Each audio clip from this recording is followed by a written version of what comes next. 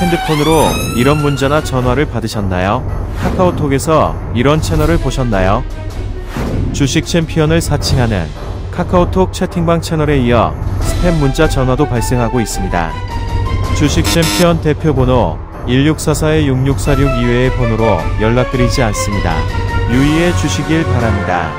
타 번호로 연락을 받으신 분들은 즉시 차단해 주시길 바라며 피해가 발생하지 않도록 각별히 주의 바랍니다.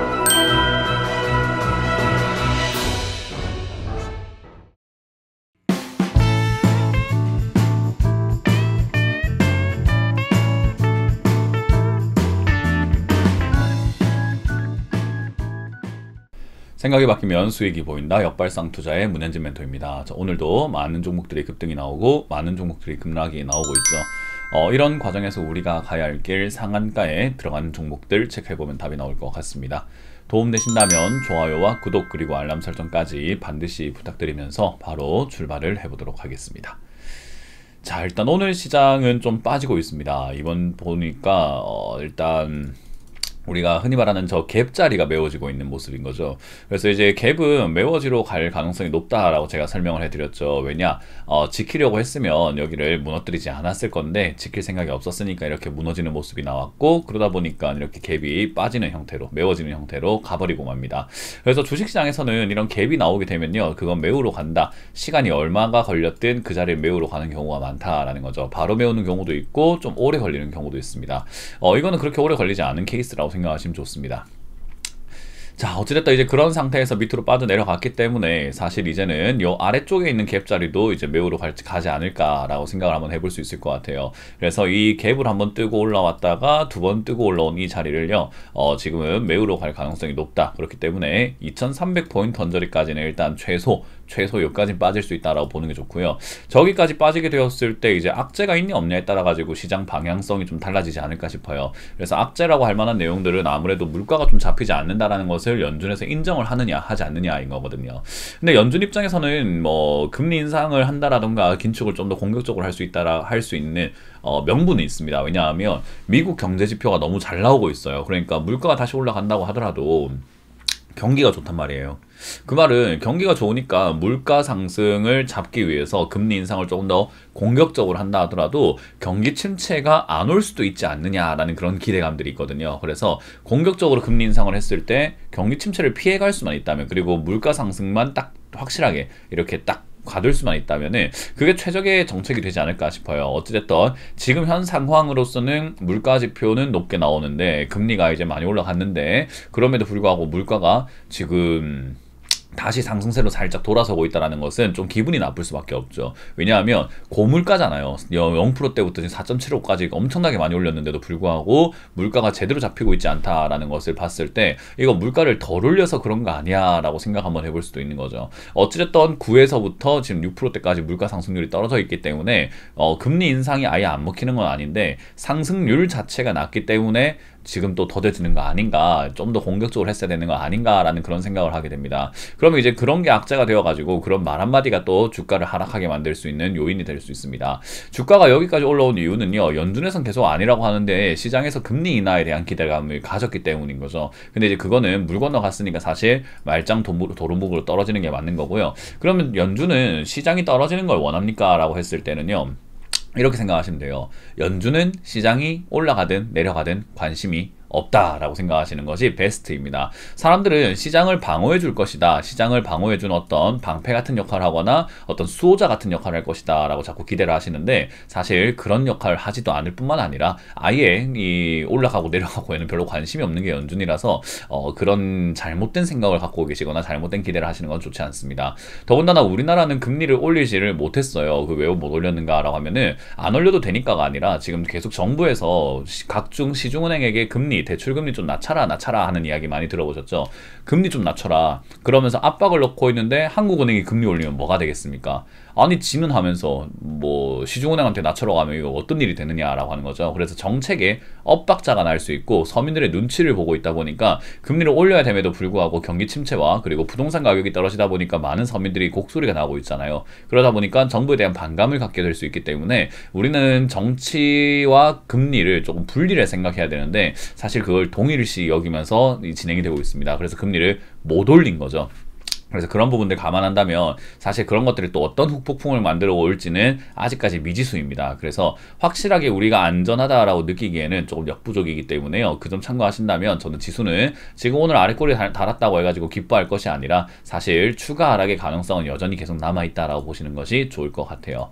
자, 어찌됐든 뭐 현금을 들고 계시는 분들에게는 호재인 거죠. 내려오면 우리는 싸게 사면 되니까 싸게 살 준비만 하면 되고 언제 살까만 생각하면 되는 기분 좋은 기다림인 거고요. 사실 주식을 사서 들고 있는 분들과 지금 최근에 올라왔을 때 그냥 사신 분들, 냉큼 사신 분들은 조금 고통스러울 수는 있겠으나 자, 이렇게 생각하시면 돼요. 이 하락 이후에 어떻게 됩니까를 생각해 보면 돼요. 하락이 나왔다고 해서 끝은 아니잖아요. 그 다음도 있겠죠. 상승일 겁니다. 그러니까 결국 이 하락이 끝나고 나면은 어디까지 올라갈 것인가, 저는 최소 2800까지는 접근하지 않을까라고 보고 있어요. 그러니까 상승세가 여기까지 가준다면은 오히려 들고 있는 분들이 이 하락만 버텨낸다면 수익권 또는 약수익권, 본전권 그렇게 접근할 수 있다는 거거든요. 그래서 지금 당장 눈앞만 보는 그 습관을 자꾸 버리셔야 돼요. 그러다 보니까 이 당장 눈앞을 보니까 최근에 매수하신 분들도 많을 거라는 거죠. 그래서 주식은 당장 눈앞을 보는 것이 아니라 좀 멀리 보고 참을 땐 좀 참을 줄 아는, 그리고 불확실하다고 했을 때 보장이 있습니까? 라고 하면 보장이 없지만 우리는 선택을 해야 돼요. 그래서 주식은 약간 사업과 같아요. 사업 아이템을 내가 이런 걸 떼와서 이렇게 하겠다라고 했을 때 잘 된다는 보장이 없거든요. 하지만 어떻죠? 잘 되게끔 하기 위해서 노력도 해야 되고 어쨌든 결정은 내려야 됩니다. 그래서 그런 부분들을 우리는 항상 명심하시면 좋을 것 같아요. 저는 여러분들께 현금을 들고 기다리는 것을 제발 결정하시고 기다려달라고 말씀드렸던 거고, 저도 뭐 사실이 주가가 이렇게 뭐 떨어지고 여기까지 내려갈 거고 뭐 하락이 될 거고 하락 나온 다음에 상승이 나올 거라는 보장이 어디 있습니까? 저도 예측을 할 뿐인 거죠. 지금 변수가 없다면 저는 그렇게 될 거라고 보고 있는데 변수가 나오면 또 말 바뀌실지도 모르겠죠. 왜? 상황이 바뀌었으니까요. 그 바뀐 상황에 따라 가지고 대응을 하고 가는 것이 바로 주식이다라고 생각하시면 좋습니다. 자, 어찌됐든 이제 그런 상황에서 저는 역시 여전히 지금 생각한 대로 떨어지고 있기 때문에 놀라울 것도 없다. 그냥 가만히 있으면 되는 거 아닌가라는 말씀을 드려보고 싶고요. 10% 이상 급등 나오고 있는 종목들과 상한가에는요. 지금 상한가 2종목이고요. 10% 이상에는 18종목이 들어가 있는데요. 사실 신고가 영역에 들어가 있는 뭐 에코프로 같은 경우에 이제 기술적 분석이 나오고 있다는 것과 신고가에 들어간 종목들이 시세를 더 내는 경우들이 좀 많은 것 같아요. 왜? 신고가니까 아무래도 상승과 시세 이런 것들이 보장이 된 것 같아 보이잖아요. 그렇기 때문에 지수가 빠지는데도 불구하고 신고가니까 저런 거나 사자 하면서 매수세가 몰려 들어가는 현상이 나타나고요. 신규 종목이라든지 또는 품절주 이런 쪽으로도 돈이 들어갈 수밖에 없다라는 점 여전히 남아있는 것 같네요. 자, 10% 이하로 빠지고 있는 기업들은요. FN 리퍼블릭부터 해서 지금 나노캠텍, DYD, 뭐 퓨처캠부터 해가지고 이렇게 급등이 나왔던 기업들이 빠지고 있는데, 특히 FN 리퍼블릭 같은 경우는 제가 이거 크게 올라갈 만한 기업 아니다, 대주주가 바뀐다고 했을 때 아니 주인이 자꾸 바뀌면은 영업을 어떻게 하냐라고 말씀을 드렸잖아요. 이제 그런 느낌으로 지금은 오히려 주가가 3자 배정 유상 증자인데도 불구하고 빠지고 있는 부분입니다. 힘이 별로 없죠. 그래서 이런 부분들을 조심해야 된다. 급등 나왔다고 무조건 만세 부를 것은 아니다라고 보시면 되겠습니다. 자, 이제 그 중에 급등 나오고 있는 뭐 셀바스 헬스케어부터 본다면요. 지금 이제 이상급등 현상으로 작전지를 하고 있는 것 같습니다. 제가 말씀드렸죠. 일단 8,000원까지는 갈 것 같다라고 설명해 드렸고요. 이제 여기서 이제 광기가 일어나면 11,000원 이상까지도 올라갈 수 있는데 이제 그 이상은 저도 예측하기가 힘든 범위이기 때문에 여기서부터는 이제 자기의 욕심과 자기의 절제심을 얼마나 잘 발휘하냐, 뭐 누가 먼저 파냐 싸움인 것 같아요. 그래서 저는 그렇게 생각을 해요. 지금 들고 계시는 분들이 있었다라고 하면은 이까지 올라갔을 때 수익이 꽤 크단 말이죠. 근데 꼭 끝까지 꾸역꾸역 다 가져가야 되느냐라는 질문을 해드리고 싶어요. 그래서 굳이 끝까지 가져가지 않아도 된다면 적당히 타협보고 나와도 되지 않을까, 욕심만 좀 버리신다면은 지금도 충분히 큰 수익이지 않을까 싶어요. 사실 투자 금액이 크진 않았을 겁니다. 여기에 이런 종목을 큰 금액을 가지고 갈 수는 없거든요. 그래서 소액으로 투자하셨을 텐데 그러다 보니까 수익률이 커도 수익금이 만족스럽지는 않을 겁니다. 그래도 불구하고 저는 이런 상승이 나와주면은 그런 수익이라도 감사하게 여기고 나오는 것이 맞지 않을까 생각이 들어요. 자, 어찌됐든 저는 이거 내일하고 이번 주 중에 매도해야 되는 시기가 나올 것 같다 생각이 드니까 꼭 매도하셔가지고 잘 챙겨내시는 것을 추천드려 보도록 하겠습니다. 자, 세아베스틸 지주입니다. 세아베스틸 지주도 지금은 주가가 움직이고 있는 그런 모습인데, 이게 상한가에 간 이유는 도대체 뭔가 하면요. 최근에 이제 스페이스X, 그러니까 테슬라의 우주 산업인데요. 머스크가 하고 있는 우주 산업이 지금 이제 납품 계약을 하는 그런 기업부터 해가지고 뭐 이제 협력 업체들을 좀 찾는다 그런 이야기가 나왔었던 것 같아요. 그래서 최근에 이제 스페이스X의 공급 계약 소식이 있다라고 해가지고 이게 급등이 나왔어요. 아무래도 이제 달, 화성 이런 쪽을 탐사하려고 하는 그런 움직임이 있는 기업이다 보니까 먼 미래이긴 해도 뭐 그렇게까지 멀지도 않고 또 가깝다고 할 수는 없는 어떤 어정쩡한 거리에 있는, 시간이 가면 갈수록 이제는 우주 산업에 점점 가까워지고 있는 기업인데, 이제 그런데 투자한다니까 이제 우리나라에서도 계속 우주 항공 산업에 이제 계속해서 연구 개발해야 한다라고 대통령께서도 말씀하셨고, 그런 부분들이 엮이면서 이제 기대감으로 한 번에 몰려 들어온 것 같습니다.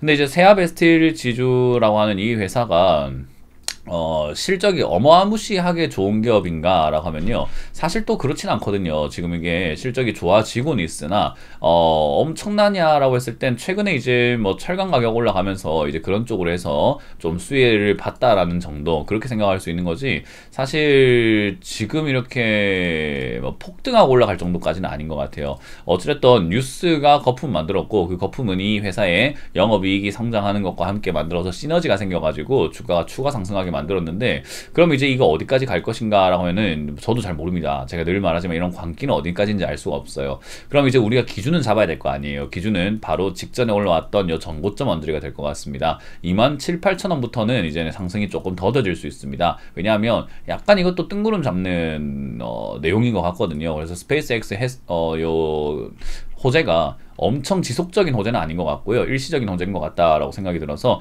이 정도 올라가면은 바로 빠지지 않을까 싶습니다. 지난 역발상 투자에서 말씀드렸던 이 브리지텍 같은 경우도 이제는 월화 중에 제가 고점이 나올 것 같다 말씀을 드렸잖아요. 이제 그런 부분들도 감안한다면은 사실 상승하는 종목이 뭐 어디까지 올라갈지 아는 것보다도 적당히 타협을 보고 나올 줄 아는 자세가 좀 중요하지 않을까 싶어요. 그래서 세아베스틸 지주를 들고 계셨던 분들은 탈출 루트로서 또는 수익을 챙기는 루트로서 이용하셔가지고 27,000원을 목표가 잡으시면 되겠고요. 그게 아닌 분들은 이런 종목 내가 안 갖고 있었던 게 그냥 아쉬운 것 뿐인 거지 욕심내서 따라 붙을 필요까지는 없습니다. 그리고 스페이스X 관련주를 찾아본다면 좋을 것 같긴 해요. 왜냐하면 재료가 끝나진 않았다고 생각이 들거든요. 그래서 스페이스X 관련주들 여러분들이 조금 증시에 찾아보셔가지고 주가가 많이 안 갔다, 그리고 재무가 그런 대로 괜찮은 것 같다 싶으면은 싸게 사놓는 것도 일시적인 테마를 노리기에는 나쁘지 않을 수 있습니다.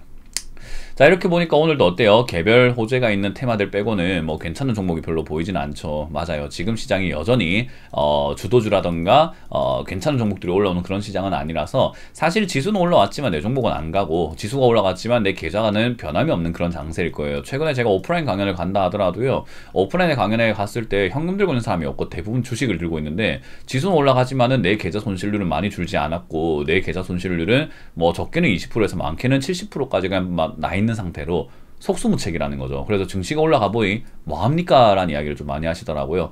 제가 여러분들께 항상 하는 이야기잖아요. 올라가 보니 뭐 할 건데요, 이거 아무짝에도 쓸모없는 상승이에요. 진짜 우리는 상승장이 필요한 거죠. 그러려면은 상승장이 만들어지기 전에 만들어지는 이 횡보 단계, 그리고 바닥을 다지는 단계가 조금 탄탄하면 탄탄할수록, 기초공사가 튼튼하면 튼튼할수록 강하게 올라갈 수 있다는 점. 그 기초공사는요, 사실 우리 건물 지을 때 땅을 팝니다. 네, 맞아요. 그래서 깊게 팔수록 올라갈 수 있다 생각하시면 좋아요. 그래서 저는 하락이 깊을수록 상승이 좀 타이트하게 올라갈 것이고, 하락이 별로 없다면은 상승세 자체가 약할 것이다 라고 말씀드리고 싶습니다. 그럼 우리가 물려있는 사람도 물려있지 않는 사람도 현금 들고 있는 사람도 전부 다 어떤 걸 원해야 되냐면 깊게 빠졌다 올라가는 것을 원해야 돼요. 근데 사람들은 깊게 빠졌을 때 내 계좌 손실률 보는 게 두려워서 떨어지는 걸 싫다, 괴롭다, 문현진은 맨날 떨어진다고 하냐, 저 나쁜 놈, 이렇게 생각하시는 분들이 있거든요. 여러분들 탈출을 하고 싶으면 떨어져야 합니다. 그게 공식이에요. 그래서 그런 부분들 명심하시면서 일단은 떨어지는 것을 너무 슬프게 생각하지 말자, 오히려 기쁘지 않습니까? 기쁘게 바라보자 라는 전략을 드려보도록 하겠습니다. 자, 지금까지 역발상 투자의 문현진 멘토였습니다. 고맙습니다. 핸드폰으로 이런 문자나 전화를 받으셨나요? 카카오톡에서 이런 채널을 보셨나요?